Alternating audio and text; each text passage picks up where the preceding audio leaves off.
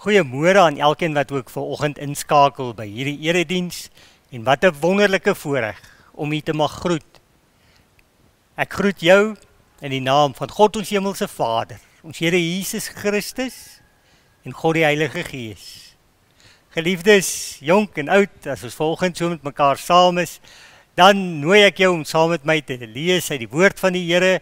En vanoggend kom God se woord na ons toe uit 2 Kronieke hoofstuk 33 en ons gaan lees vers 9 tot en met vers 12. 2 Kronieke 33 vers 9 tot 12.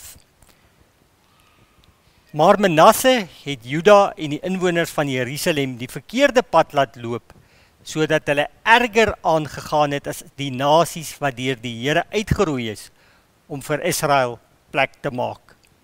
Die Here het Manasse en sy volk aangespreek, maar hulle het daar geen ag op geslaan nie.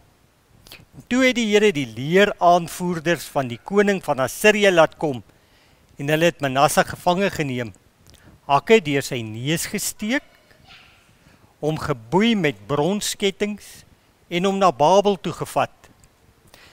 Toe dit met hom so sleg gaan, het hy die Here sy God om genade gesmeek. Groot berou getoon voor God en voor sy voorvaders, sy God en gebid. Die Here was hom toe genadig en het sy smeekgebede verhoor en hom laat terugkom na Jerusalem, na sy koningskap toe. Toe het Manasse geweet dat die Here God is. Liewe broers en susters, wanneer 'n mens hierdie teks lees, herinner ons mekaar weer daaraan, dis God se woord. En kom ons raak dis stil ook en ons draai hierdie verkondiging van God se woord aan die Here op. Here, ons Here, ons kan nie anders as om ook vanoggend stil te word voor U en te vra dat U self van die woord sal kom, dat U sal spreek en dat U deur die Gees U woord vir ons lewendig sal maak. Dankie dat ons dit mag bid en mag vra. Here, mag U seën dan hierdie woordverkondiging en elkeen van ons se harte indra en vir ons op 'n besondere manier vanoggend weer eens 'n kykie in die hart gee. In U hart, die hart van ons hemelse Vader. Dit bid ons dan in die naam van ons Here Jesus Christus. Amen. Wanneer 'n mens hierdie teks lees, dan lees ons van 'n koning met die naam van Manasse. En koning Manasse is natuurlik die seun van koning Hiskia.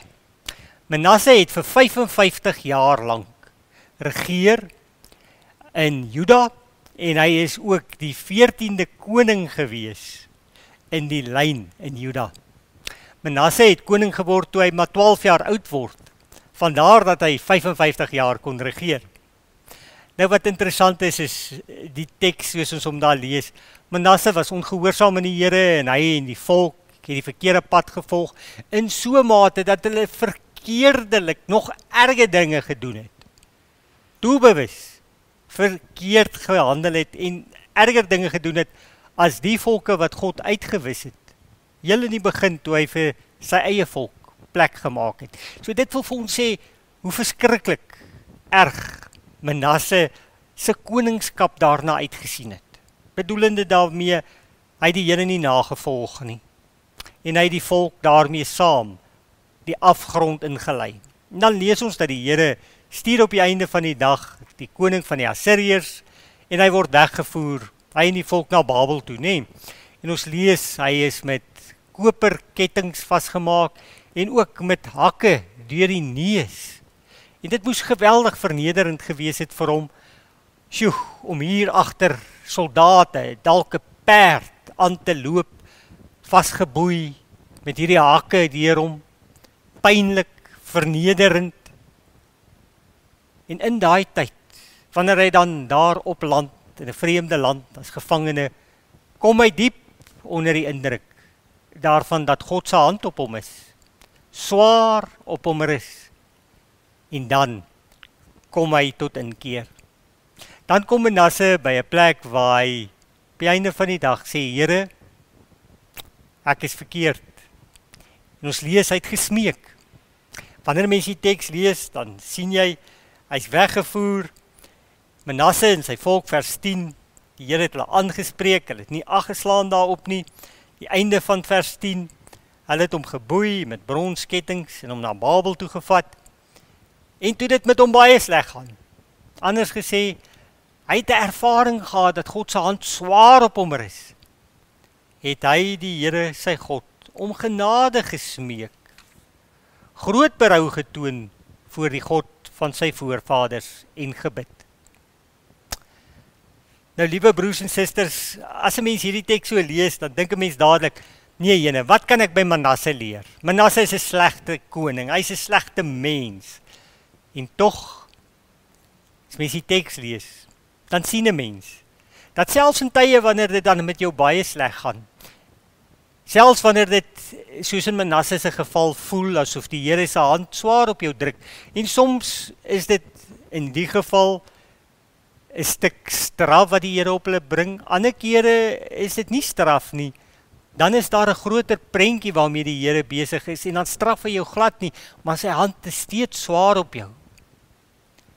Dan moet ons ook weet, dat ook in hierdie swaar hand van God op jou, is daar genade, God se genade, want in Manasse se geval is dit so waar, die Here kon Manasse maar net gelos het, dat hy aankarring, en op die einde van die dag, sou hy 'n groter gevangene gewees het, 'n gevangene van die sonde, 'n gevangene van iemand, wat deur die Here verstoot is, en 'n gevangene in die verdoemenis.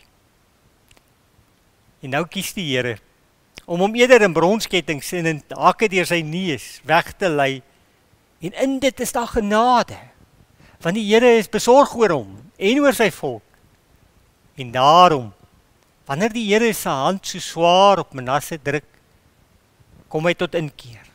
Ons lees, en hy het gebid, hy het gesmeek, voor God, die God van sy voorvaders. En wanneer mens dit dan nou mooi lees, dan besef 'n mens, maar ons kan by Manasse leer. Eintlik baie by hom leer. Want wat doen hy? Dit wat hy doen hier is so spesiaal. Hy bid eintlik die volgende woorde. En in die Afrikaans kom dit nie so mooi na vore nie, maar as mens die grondteks gaan oopslaan en dit lees, dan staan daar, en hy het die Here gesmeek, hy het by die Here gepleit, Here, verander u gesig, as u na my kyk. Is dit nie 'n vreemde gebed nie, nê? Here, kyk anders na my, Here, verander u gesig, as u na my kyk. En om dit in perspektief te stel, as 'n pappa met sy klein dogtertjie raas, en hy kwaai is met haar, dan verander sy gesig, nê, en dan kom 'n frons op die gesig, en hierdie dogtertjie, seentjie, kyk na pappa se gesig, en hulle weet dadelik, pappa is ongelukkig. En dan verander die kind se gedrag, hoekom? Sodat daar 'n sagtheid in pappa se gesig sal kom, 'n vriendelikheid. En dis waarvoor Manasse eintlik hier vra, smeek, pleit, bid, Here, haal die frons van die gesig af, as u na my kyk. Is hierdie pragtige manier om voor die Here jou sondes te bely, eie aan Manasse? Nee, mens kry dit ook daar, op die einde van die dag, en ek sien Exodus 32, wanneer Moses van die berg afkom, met die twee, wat noem mense, tafels, van die 10 gebooie, en hy so afstap teen die berg, en hier is die volk besig met die goue kalf, en hy die 10 gebooie stikkend gooi, dan is die Here se plek, daar waar die Here die volk verwoes, die Here wil die volk vernietig. En dan wat doen ou Moses? Presies dit, hy tree tussen beide, hy tree tussen die volk en God in, nou wat doen Moses? Hy bid, hy sê, Here, maak u gesig sag, as u na die volk kyk. Is dit nie pragtig nie? En die sien 'n mens ook in Sagaria, mens sien dit in die Psalms, mens sien dit wanneer Daniël intree vir die volk. Here, as hy na ons kyk, verander die gesig. Dit is so pragtig, dit is so mooi, dit is so, vandaar dan ook, Numeri 6, die hoëpriesterlike gebed. Wat lees ons daar? En Aaron is voorgesê hoe om te bid en die Here te nader en om die volk te seën. En dan seën hy hulle hoe, hy sê, die Here sal julle seën en julle beskerm, die Here sal tot julle redding verskyn, né? Maar in die Hebreë staan daar letterlik, en die Here sal sy aangesig oor jou laat skyn, anders gesê, die Here sal sy gesig sag maak, as hy na jou kyk. Dit is so pragtig, dit is so diep. En vanoggend die vraag, kan ons ook, soos 'n Manasse, vanoggend voor die Here kom, en dan in alle eerlikheid sê, as die Here vanoggend na my kyk, is sy gesig sag? Of is daar 'n frons op sy gesig? Daarom, liewe jong mense, oupas, oumas, papas, mamas, die vraag, as die Here vanoggend na jou kyk, hoe lyk God se gesig? Is daar 'n frons? Of is daar 'n sagtheid en 'n glimlag? En dis hier waar ons dan sien dat Manasse ons voorwaar kan help, want in sy opregtheid kom hy voor die Here en hy smeek, hy verneder homself letterlik. En in hierdie vernedering lê dit daarin opgesluit, laat hy kom en hy sê, maar Here, dit gaan oor my hartsgesindheid. Ek vra nie net vir U om anders na my te kyk, en in my woorde is daar 'n stuk magiese krag nie. Nee, Here, kyk na my hart, sien my gesindheid. Ek smag daarna dat U anders na my kyk. Asseblief, Here, kyk anders na my. Dis waarvoor hy pleit, dis waarvoor hy smeek. En dit is wat die Here se hart aanraak. En dis wat die Here se gesig sag maak. En op die einde van die dag, dan lees ons, die Here was hom genadig, en hy het hierdie smeekgebed van hom verhoor, vers 13, en hom laat terugkom na Jerusalem, na sy koningskap toe. En gaan lees gerus verder, Manasse het daarna 'n goeie lewe voor die Here gelewe, en hy het al die heiligdomme en die afgodstandbeelde afgebreek, en dit aan die Here gewy. En vanoggend die vraag, hoe lyk die Here se gesig as hy na my en jou kyk? En as jy vanoggend dalk voel, maar die Here frons as hy na jou kyk, wat maak ek? Hoe nader ek tot die Here? Onthou, die strakste en hardste gesig wat God nog ooit opgehad het, was die dag toe hy na Jesus, sy seun, aan die kruis gekyk het. Want toe het hy die sondes en die oortredinge van die hele wêreld in sy seun gesien. En op grond daarvan, en die prys wat ons Here Jesus betaal het, mag ons vra, Here, dankie. U het gekyk met 'n harde en 'n strak gesig na U seun. Here, in opregtheid kom ons ook en ons vra, Here, wil U deur ons Here Jesus ook ons smeekgebed volgend hoor en ons genadig wees. Vergewe ons vir al ons misdade, vir alles wat ons verkeerd dink, doen, sê, vir ons eie ek wat te groot is. Here, verander die gesig, asseblief, as U na my kyk. Here, kyk met sagte oë. En dan, omdat daar 'n Here Jesus is, kom die Here Jesus en hy pleit by die Vader saam met die Gees. En God se gesig verander van 'n frons na 'n glimlag as hy jou sien. Hoekom? Want jou hart spreek ook vanoggend in opregtheid, net soos die van Manasse. En daarom Die Here se aangesig is sag vir elke gelowige. Vir elkeen wat opreg voor hom kniel soos Manasse en sê, Here, in nederige smeking, kyk sag na my. Vergewe my. Mag dit vir jou en vir my so wees. Mag dit vir elke gelowige wat in opregtheid so na die Here toe kom soos Manasse, presies so wees. En daarom groet ek jou, seën ek jou met hierdie wonderlike woorde, wat nie uit my uitkom nie, maar deur die Here se woord en sy gees. Die Here seën jou vanoggend met, ek sal jou seën en jou beskerm, ek sal jou gebede verhoor en jou vrede gee, en ek sal my aangesig oor jou laat skyn. Ek sal na jou kyk met sagte oë en 'n glimlag. Vrede vir jou. Amen.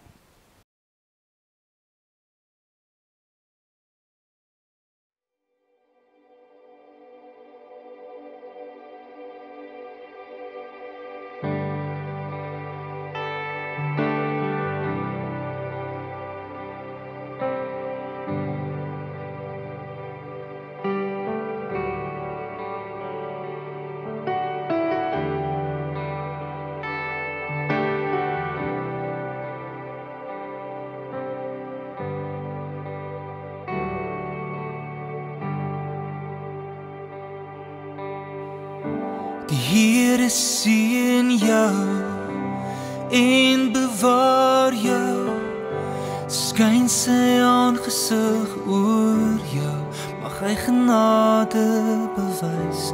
Die Here draai sy gesig na jou, mag hy jou vrede gee.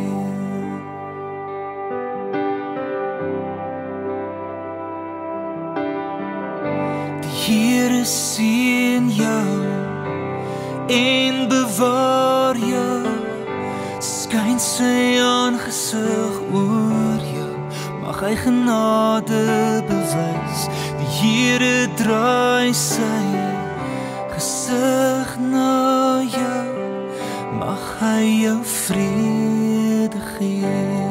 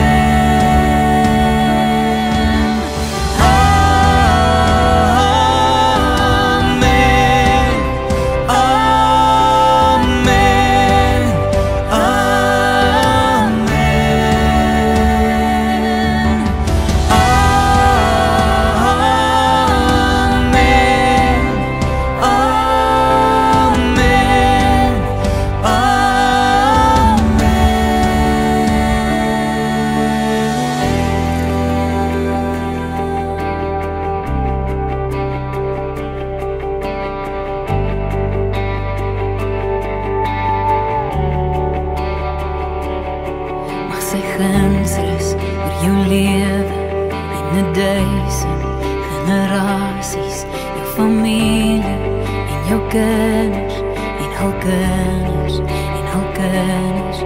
Mag sy guns rus oor jou lewe en 1000 generasies, jou familie en jou kinders en hul kinders en hul kinders.